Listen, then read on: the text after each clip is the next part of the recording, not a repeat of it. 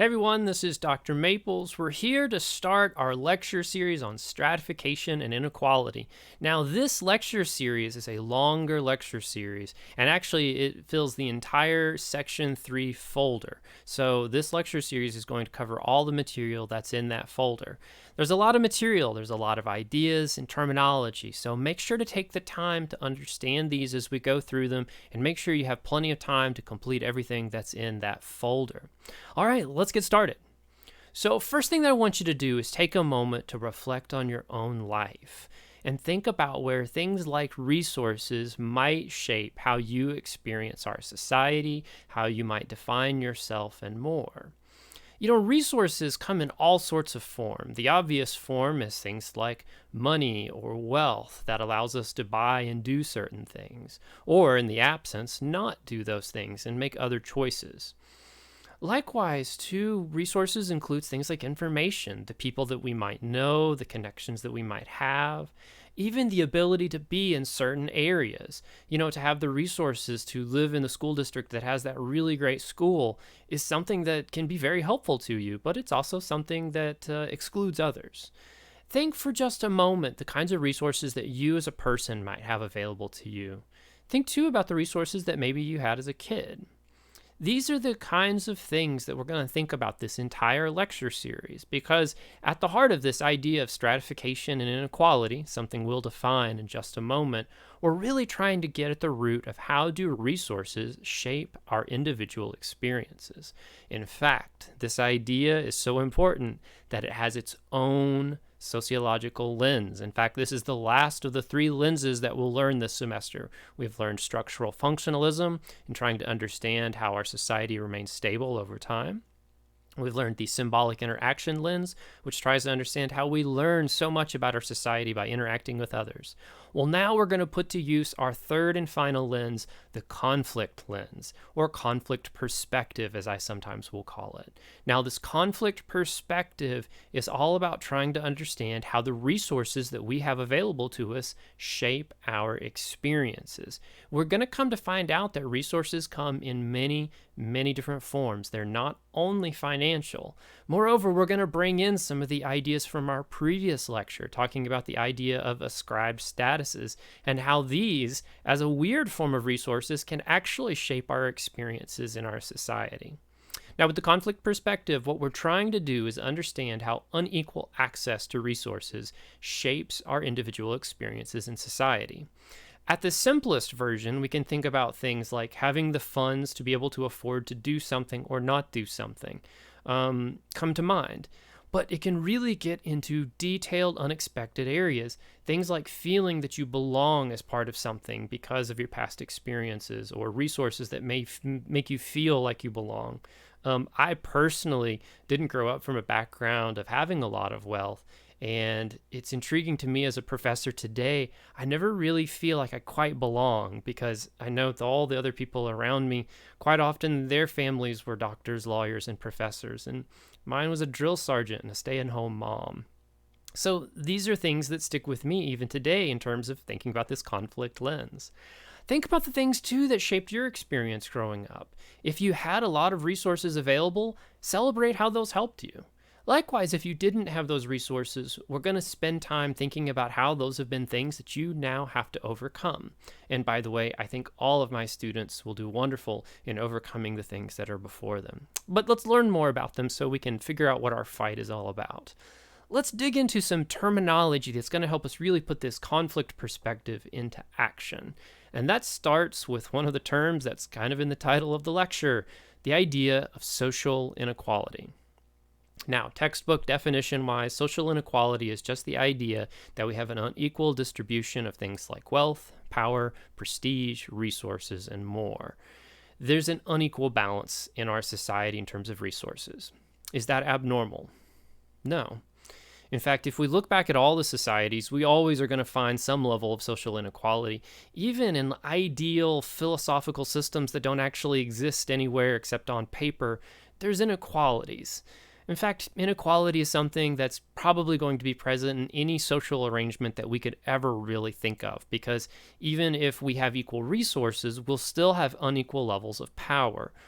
For example, if everyone at the university was paid the exact same way, there's still power in terms of being a dean or a department chair, or even being a full professor versus being an assistant or an associate professor. I'm an associate professor. I'm in the middle. Just as a cool little thing, your professors, they move through 3 levels. They start as assistants. They go through that for about 5 to 6 years. That's when they get tenure. Tenure is basically a way that says that they will have a more or less lifelong contract at that university, and the faculty usually stay there. I'm tenured now recently as of recording this. Now I'm an associate professor. My next goal will be full professor, which is in 5 to 6 years, where I move up to the higher rank. They don't actually do anything different rank-wise, but it's still a thing, right? There's still a ranking of inequality. Sometimes people think about Star Trek as a really interesting version of maybe a future world where there's equality, but even there we have unequal distributions of wealth, power, and prestige, in the sense that some people are captains and some people aren't. This impacts all individually how we experience our society, and to some degree it's okay. Now, the thing that we concern ourselves with, and the thing that's really something that we're going to focus with on the conflict perspective, is trying to think about how social inequality, when it becomes part of our society, shapes our individuals' experiences in very unpredictable and often very limiting ways.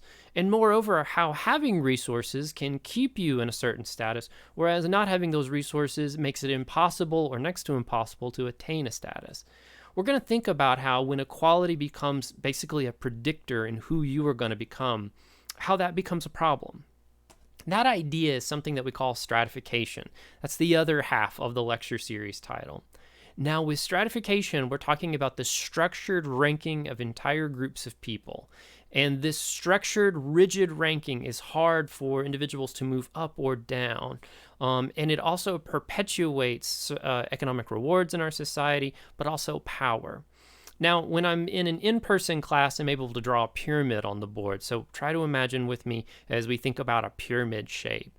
Now, with a pyramid shape, we have a very small point on top and a very large base.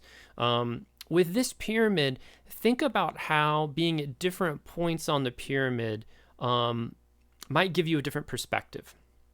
For those of us who are at the bottom of the pyramid, we can't really see a lot, whereas those who are at the very top could see quite a bit. Well, we can think about individuals at the very top of this pyramid as being people who have a large amount of resources, things like wealth and prestige. We'll talk about what wealth means versus income a little later in the lecture series, but just for the idea, just think about having more resources at the top of the pyramid, whereas folks at the bottom might have fewer resources. This could actually be the subject of education. Maybe the people at the top are going to be people who have top tier Ivy League degrees. You went to Harvard Law School. And people at the bottom may be people who have no degrees. They may be high school graduates, but no college experience. Think about how these different positions would give you a very different perspective on how society works, but also give you very different resources in being able to do things. Let's pretend that the Harvard PhD at the top of this, or Harvard lawyer at the top of this pyramid, is our parents. Imagine the resources that might come with that. On one side, you might see your parent less, but on the other side, they're probably going to have a lot of spare resources, because if you're a Harvard lawyer graduate, you're probably going to have a pretty great job. You're probably going to make a lot of income, and that creates the ability to do a lot of other things. It supports getting a better education when you're a kid, because maybe you can afford to live in a better school zone. That's a really big thing here in Kentucky, especially here in Madison County. Living in very particular places, even within a single city, is very critical because you want to get in that right school district. Richmond and Berea both come to mind here. Now let's pretend that your parents are those folks at the bottom. They don't necessarily have a high school degree or an advanced college degree of some kind. What kind of jobs are maybe available to them? Well, it's definitely not going to be great paying jobs. There might be manufacturing, coal mining jobs. Then again, it might just be retail. Because our education is very limiting, in fact, in what kind of jobs are available to us, you already start to see how education predicts our placement on this weird pyramid. Now, with stratification, we're not only thinking about where people fall, but we're thinking about where they fall in this pyramid over time. Have you ever noticed that poverty, when it's in an area, it generally stays there generation after generation after generation? Well, that's actually something to do with stratification. This is definitely something that we see in Eastern Kentucky. Eastern Kentucky has one of the highest concentrations of poverty in the United States. And that's a very surprising, scary statistic, but there it is. And much of that is because we see this stratification pattern working over and over and over. Because people don't have education or resources that will help them move up the pyramid, they stay put. They stay at the bottom. This creates a problem. Now, in the United States, we have a very clear idea that the individual is somehow expected to work through these challenges and rise above. Fair enough. You're totally allowed and empowered to have that perspective.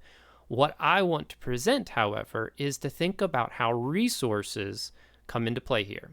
Ask you, as we think about stratification and the individual, to put on that conflict lens perspective and think about how the resources shape our ability to move in or out of these scenarios. Now, stratification is the idea that we've taken inequality and we've now made it part of our social structure so that it often predicts where you fall and what you might even be and what you might do in the future. It's a very scary concept, so we need to break this up a little bit further because this idea is really, frankly, it's too big. So we got to get into some smaller pieces. Let's start by just splitting it in half. Now, let's break stratification into open systems and closed systems. Open stratification systems are stratification systems where theoretically, legally, ethically, and philosophically, you are free to move about this pyramid we've been talking about. So even though you may start at the bottom of the pyramid with parents that have no education and no real resources, you are not legally or any other way barred from going to the top of that pyramid, which is good. You have free reign to move about the pyramid, as we might say. There's an important thing here in that there are no legal barriers, but we can see the importance of achieved status. Now remember, achieved status is something we just talked about in our last lecture from the previous exam series. Achieved status is this idea that you've earned prestige or education or something that somehow lifts you up. My PhD was a good example of that. I get a PhD, suddenly I'm this different person. I go from being a janitor to a professor overnight, quite literally. I was a janitor when I got my PhD, and I got the professor job soon thereafter. This is interesting because you have the right to do that. There's nothing keeping you in place. Closed stratification systems, unlike an open stratification system where you can move about the pyramid, a closed stratification system has laws, beliefs, policies, many other things that can keep you in place. Effectively, you're more or less locked in where you are when you're born. This is interesting because you're not able to move about the pyramid. And it's not necessarily because of you, it's because of policies that exist in your society that somehow stand in the way of that. In these kinds of situations, there's very little mobility, very little ability to move from one space to another in terms of improving where you fall on this stratification pyramid that we've been thinking about. You're stuck where you're born in one effective way of thinking about it. Let's get some examples because first off, we want to think about the United States and figure out where we fall in this, but I also want to give you some clear historical examples of contrasting open and closed stratification systems. Now, closed stratification systems, they are often based on slavery or enslavement. The feudalism system, feudalism is this very medieval idea of there are kingdoms and serfs, and basically the serfs are part of creating resources that support this kingdom, and the kingdom is able to tax them to collect those things. And basically the king, by right of God, is able to rule over these people, whether that's received through hereditary rights, like your parents were a ruler, or you just simply were able to take it over by force. Now, feudalism, you can see, is not an ideal scenario unless you're born on the good side of it, right? That you're born as one of the kingdom rulers. But if you're born a serf, it's horrible. But you can see, too, how with the serf, you're stuck in place. You can't marry out of your area. You can't work yourself out of there necessarily. The caste system is also something that still, even though it's slowly going away in many places, the caste system has you tied into certain social classes which give you certain access to specific kinds of jobs and resources, and you socialize with people from your caste and so forth. Something that feels often kind of alien to people in the United States. But it's not all that different, because even here we have a strong belief of people often measuring themselves by marrying in or above their social class, which I think is ridiculous. You marry the person you love, and that's that. But that's for another day. These traditional ideas, though, are very rigid. If you were born a slave in the United States, not only were you treated as less than a whole person, you were often treated as chattel property. And in all situations, you were legally bound in terms of your mobility. You were a slave. If you had a child, they were born a slave, and your mobility was almost nil. There are a handful of scenarios pre- and post-Civil War of people being able to change their social status, but they were few and far between. And even the phrase buying your freedom, if that doesn't concern someone, well, think more about that, because I feel like that's a very concerning idea that someone would have to buy their freedom.